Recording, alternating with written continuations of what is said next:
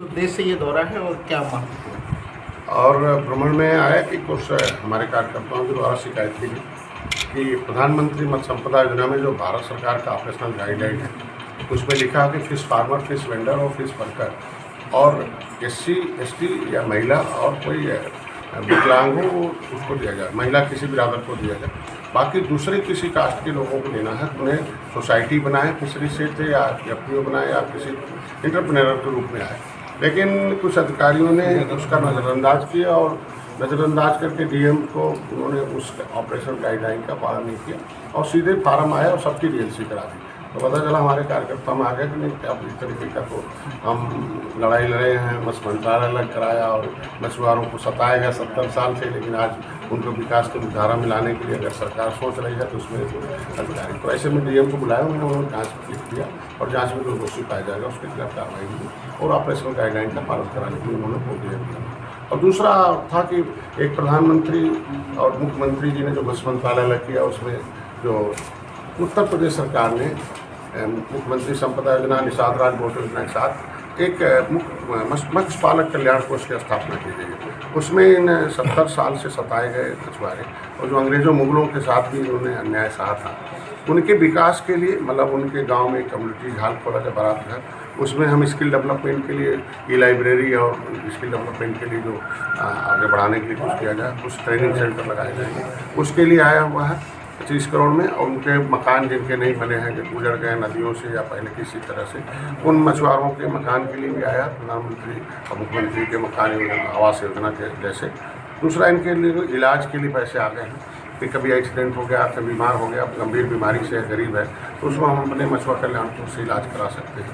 इनकी ट्रेनिंग के लिए इनको अनुदान के साथ ज्ञान चाहिए, तो ज्ञान के लिए जिले स्तर की ट्रेनिंग, प्रदेश स्तर और दूसरे प्रदेशों में ले जाकर इन्हें इसकी मतलब ट्रेनिंग कराने का भी इनके पास हमारे पास आ गया। और दैविक आपदा में कुछ है तो अभी इस साल का चूँकि लेट में हमारा कैबिनेट पास हो पाया था दिशा निर्देश हुआ, तो अभी शासनादेश कल जारी हो गया है और लोगों को आवेदन कराने के लिए कार्यकर्ताओं को बताना था कि जहाँ मछुआ बाहुल क्षेत्र है वहाँ एक काम अपना कर डालो। दूसरा इनको बताना था कि अपने 26 तारीख को निषाद राज के किले पर भगवान राम और निषाद राज के करीब लगी मूर्ति लगी हुई है, तो वहाँ इनको आमंत्रित भी करना था। वहाँ प्रधानमंत्री या मुख्यमंत्री या गृह मंत्री में से आने की संभावना है, लोगों को आमंत्रित कर रहे हैं। और हर साल वहाँ निषाद राज के किले पर हम आते हैं और भगवान राम निषाद राज की बड़ी प्रतिमा वहाँ मतलब एक पर्यटक स्थल घोषित है और सब ये उनको संदेश देना था।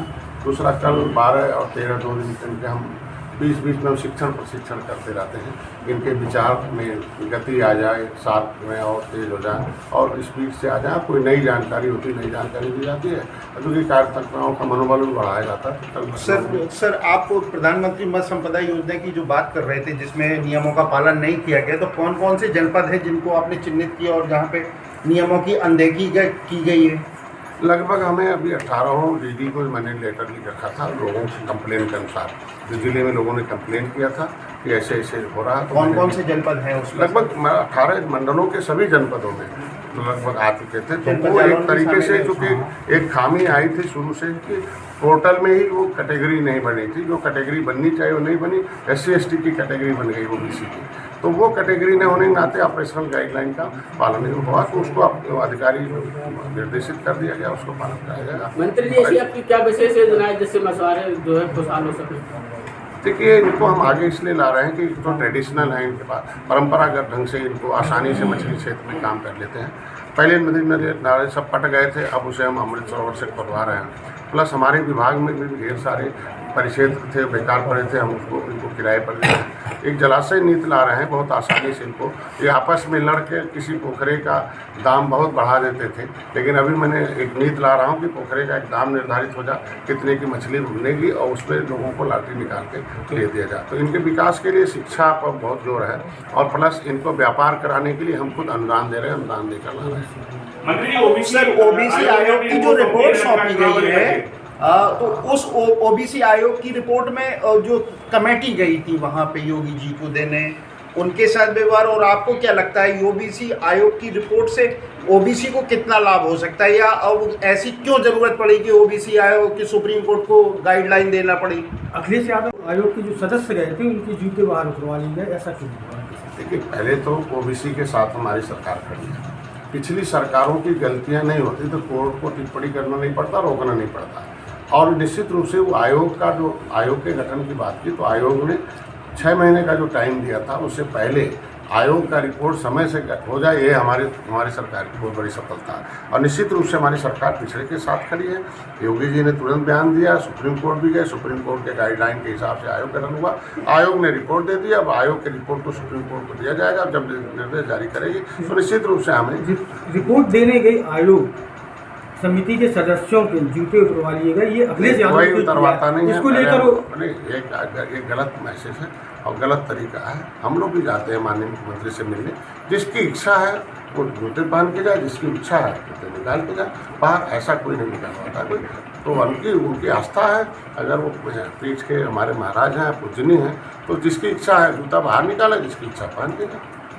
कल कैबिनेट ने उसको स्वीकार कर लिया उस रिपोर्ट को, तो उस रिपोर्ट में ऐसा क्या था जो पिछड़ों के लिए लाभदायक साबित होगा? देखिए, उसमें रिपोर्ट में मुख्यमंत्री जी और नगर विकास मंत्री ने उसको एनालिसिस किया था और हम लोगों के सामने आया कि समय से पहले आ गया है और उसको हम एनालिसिस कर रहे हैं और समय से पहले आ गया। रिपोर्ट जो नियमानुसार हुआ है उसके हिसाब से हम लोग करवा देंगे। निश्चित रूप से उसमें एक आएगा कि जो जिनके लिए रिजर्वेशन बना है, जी, जैसे कमज़ोर हो या गरीब हो या उस तरीके से पिछड़ा हो एकदम, या जहाँ क्षेत्र में हमारी आबादी अधिक हो और वहाँ रिजर्वेशन मिलना चाहिए। पता चला जिस पिछड़े की आबादी कम है वहाँ रिजर्वेशन हो गया, जहाँ नहीं है वहाँ ज़्यादा है, वहाँ नहीं हुआ। तो ये सारी संभावनाएं जो नियम है उस पर जो भी है वो आयोग ने। राहुल गांधी जी का भी एक बयान चल रहा है, आपके भी संज्ञान में आया होगा। अमेरिका में एक यूनिवर्सिटी में खुले मंच पे उन्होंने कहा है कि लंदन में इस सदन में बोलने नहीं दिया जाता है, माइक बंद कर दिया जाते हैं, सरकार तानाशाही रवैया अपना रही है। देखिए, उन लोगों ने 70 साल लोगों की आवाज़ बंद कर रखी है। पहली बार है कि हम लोगों को, हमारे बिरादरी जो नेता थे, उन्हें कुर्ता पहनाया जाता था, एक विधायक बना के ले जाके पीछे बैठा दे, कभी बोलने नहीं दिया जाता। लेकिन वही देखो, निषाद राज का वंशज डॉक्टर संजय है। अब हमारी अगली सीट लगती है और हमें जब भी चलता सदन, तब भी हमें शुरू में, बीच में, अंत में हमें अलग से समय मिलता बोलने के लिए। ये कैसे कहा जाए बोलने का अवसर नहीं मिलता? नियमानुसार, सदन के अनुसार जैसा है, जैसा सबको बोला। नहीं, उन्होंने आरोप लगाया था। आरोप, विपक्ष के पास आरोप लगाने के अलावा क्या बचा हुआ है? उनका धर्म बनता आरोप लगाया उनका तो